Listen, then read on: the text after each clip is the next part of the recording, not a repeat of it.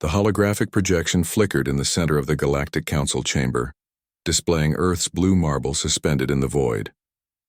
Commander Anna Chen stood before the assembled representatives of 47 alien species, her hands clasped behind her back, her face a mask of professional calm.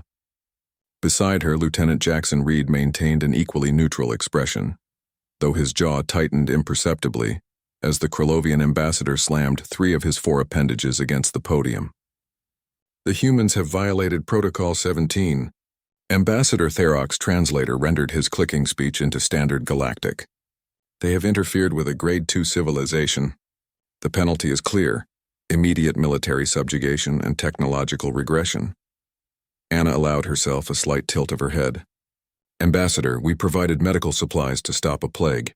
Children were dying.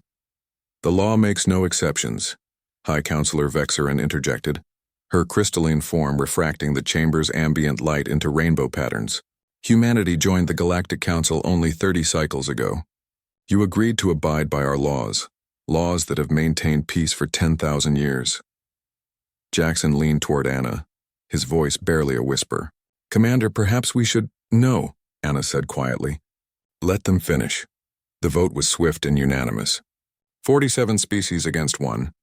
War would begin in 72 hours unless humanity surrendered its sovereignty and submitted to council oversight. Anna watched as species after species voted for humanity's subjugation. The Draconians with their scaled hides and plasma weapons, the Xylofs who commanded fleets that blotted out stars, the Meridians whose psychic abilities could break minds from across star systems. When the gavel struck, Anna finally spoke. May I address the council before we depart? High Counselor Vexeran waved a dismissive appendage. You have 2 minutes. Anna stepped forward, and for the first time since entering the chamber, she smiled. It was not a pleasant expression. 72 hours, she began, her voice carrying to every corner of the vast space.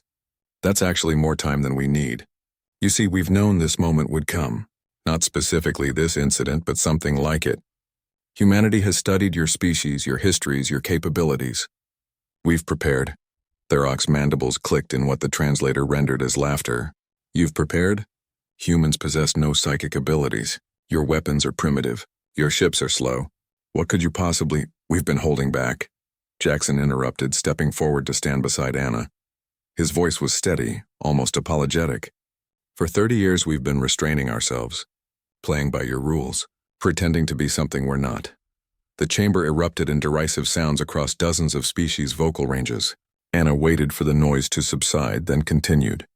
Before humanity joined the council, we fought ourselves for 10,000 years. Not in the honorable, ritualized way the Draconians wage war, not with the psychic duels of the Meridians. We fought total war, wars that consumed continents, wars that burned atmospheres, wars that split atoms and poisoned entire ecosystems. We became very, very good at killing. She pulled a small data chip from her pocket and tossed it onto the council floor. That contains humanity's unredacted military history. The world wars, the nuclear age, the synthesis conflicts, the things we did to each other before we learned to do better. We joined the council because we wanted to be better. We wanted to prove we could follow your civilized rules. Jackson pulled up his own holographic display, showing star charts and tactical data. Right now in your home systems you have human diplomats and cultural attachés. They've been mapping your military installations, studying your defense networks, identifying critical infrastructure. We've had 30 years to learn your weaknesses. You wouldn't dare. Vexeran's voice had lost its certainty. The council's combined might— is designed to fight civilized wars, Anna said. Wars with rules. Wars where you don't target civilian populations or use weapons of mass destruction. Wars where surrender is an option. She paused, letting the silence stretch. We wrote different rules. She activated her communicator. Admiral, what's our current operational status? A gravelly voice responded, echoing through the chamber. All stealth ships are in position, Commander. Targeting solutions locked on primary military and industrial targets across all council space. 47 simultaneous strikes ready on your command. Estimated time to total military collapse of council forces, 18 hours. The chamber descended into chaos. Representatives shouted over each other, demanding explanations, crying conspiracy. Anna simply stood there waiting. Finally, High Counselor Vexeran restored order. This is a bluff, she declared. though her crystalline form had dimmed noticeably. You couldn't have positioned forces without our detection networks alerting us. Jackson smiled now, mirroring Anna's earlier expression. We couldn't have done it with your technology, no. But remember, we fight dirty. We've been using quantum tunneling drives for 12 years. Your sensors can't detect ships traveling through folded space. Every merchant vessel we sent out was actually a pocket carrier. Every research station was a forward operating base. Anna raised her hand and the chaos quieted once more. But here's the thing. We don't want this war. We saved those children on Kepler 442b because it was the right thing to do. Law or not, we've restrained ourselves not out of weakness but out of hope.